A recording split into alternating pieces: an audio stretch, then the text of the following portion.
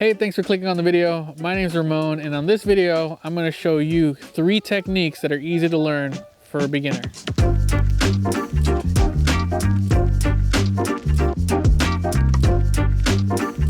The first technique I'm going to teach you is how to fish an inline spinner.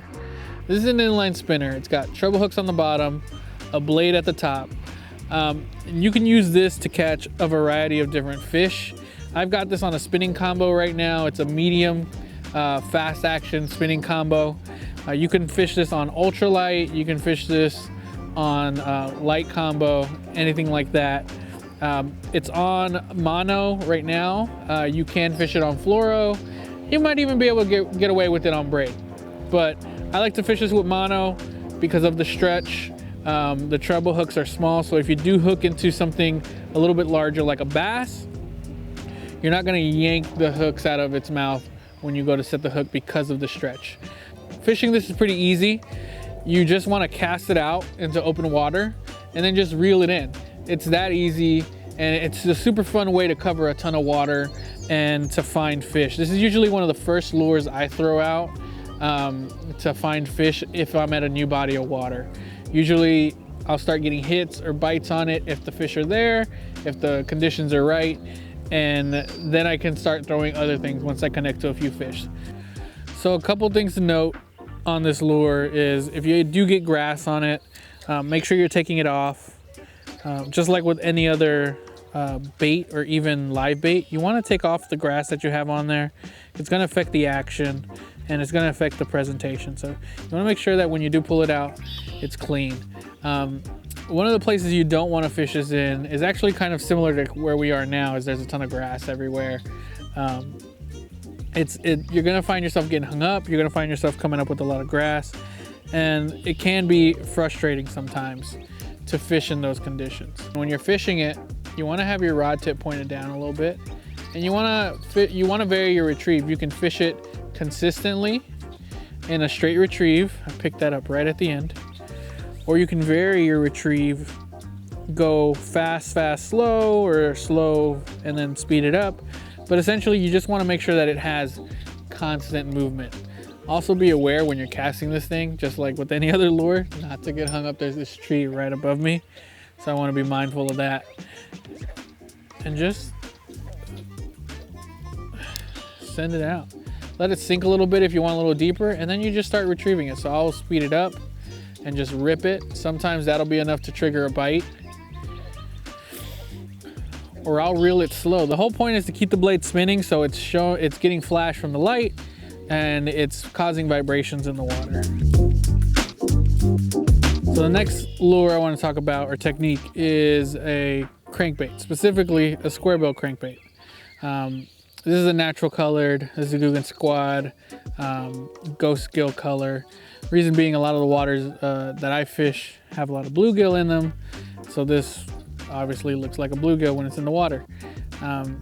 This is a shallow diver, so it's 1 to 4 feet. You can get some more deeper diving crankbaits, but I like a Squarebill to start out because you get a lot of feedback very easily. Again, just like with the inline spinner, you want to make sure you're using some line with some stretch, because these have trebles just like the inline spinner does, so that when you do go set the hook, you're not yanking it out of the fish's mouth.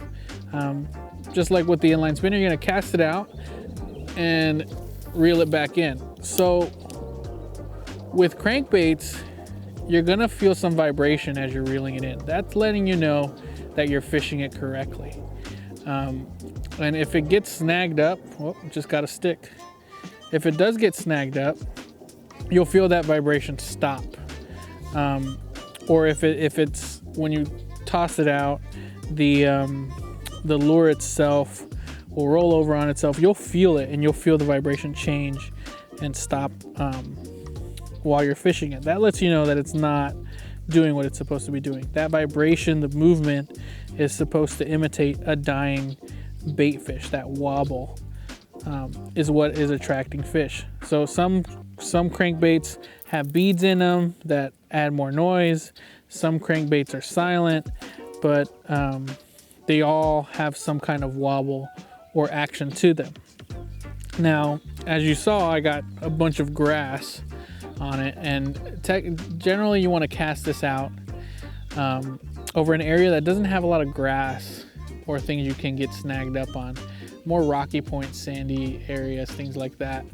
But you can also use it to just fan cast and use it as a search bait as well. Just cast it out, start reeling it in. And just like with the inline spinner, you can vary your retrieve, slow, fast, and just make it sporadic. Give it some twitches as you're reeling it in as well, and will give you that erratic movement that triggers some of those fish and triggers some of those bites. This is actually one of my main confidence baits. One of the first baits that I use to actually catch a largemouth bass.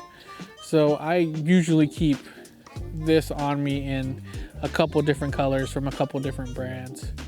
And as soon as it hits the water, just start cranking it in. You know, you can do steady, like I said, and just let it fish right back to you. If you keep your rod tip up, it'll stay up in the water.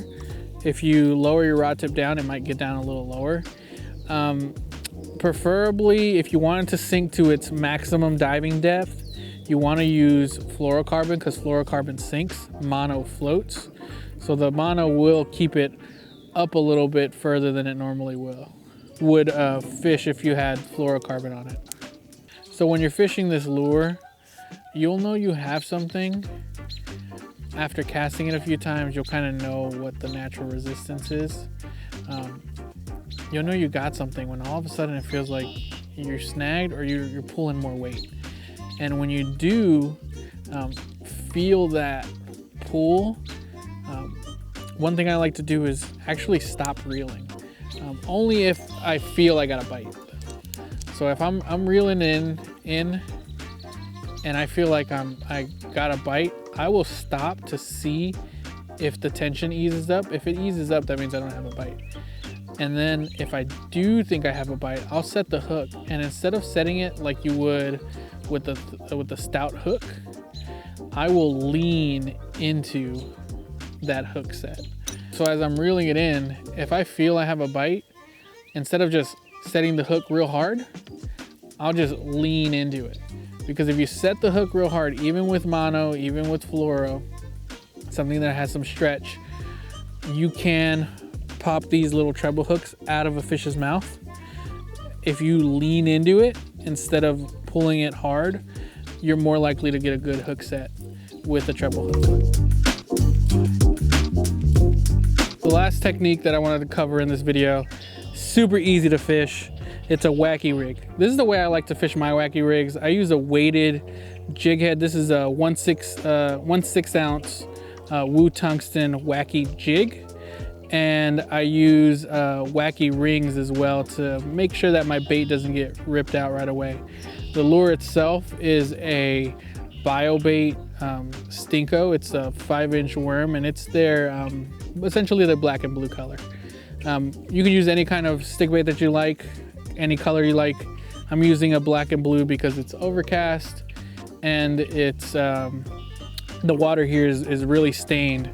That way it has a better profile as we cast it out. And this one is probably the easiest one to fish. So essentially what you want to do, let's adjust that drag. There we go. Is you're going to cast this out and you're just going to let it sink. I like to let it sink 5, maybe 10 seconds. Or you could just let it hit the bottom. And you'll know it's hit the bottom is if you look at the line will stop rippling down towards you. It'll just stop. And once it's at the bottom, I'll let it sit there for another 5 to 10 seconds. I'll reel up the slack and then just pop it up. And I'll reel out the excess right there. And again, just let it sink right back down. And what it's doing is as it's sinking, the worm itself is fluttering, imitating a dying bait fish. Ooh, something bit. Thought I had a bite there. You'll know you have a bite when you go to lift that worm and you feel more resistance than you did before. You can also tell if you have a bite if all of a sudden you see your line moving. If you see your line moving, set that hook. Worst case scenario is it's not a fish and your worm just pops up. Best case scenario, it's a fish. So where you want to cast it is generally along where there's structure. As close to the bank as you can is kind of where I like to cast it. And I just let it, again, sink. And I try to find fish with it. Usually I'll use this when I'm not finding fish with anything else. And it is a slow style of fishing, so be ready for that. But if they're not biting, this is a good way to get those fish to bite.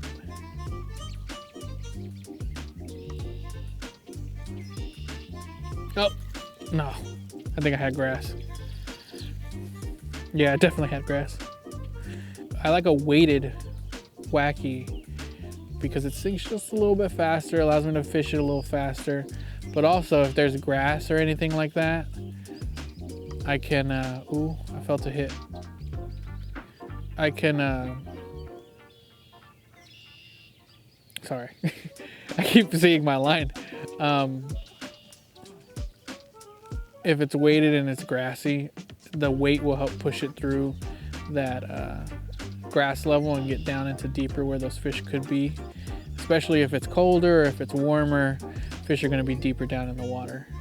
And when you pull that worm up, just give it a few jiggles. Don't crank it as hard as I was earlier. That way you can see, because if a fish does have it in its mouth and you yank on it too hard but not hard enough, you won't be able to set the hook. So you see all that grass that I came up with. This is part of the reason why I like a weedless. It's got this wire right here. It keeps all this stuff. It stops me from getting snagged and hooked up on like grass or anything like that that could cause me to lose my hook or my bait or what have you. So those are 3 techniques that you can try out as a beginner. You get a lot of good feedback from these techniques. There's really no wrong way to fish these type of lures. I'll put a link to my favorites down below. Let me know what you thought of the video in the comments down below. Give it a like if you got something out of this, and I'll see you guys on the next one.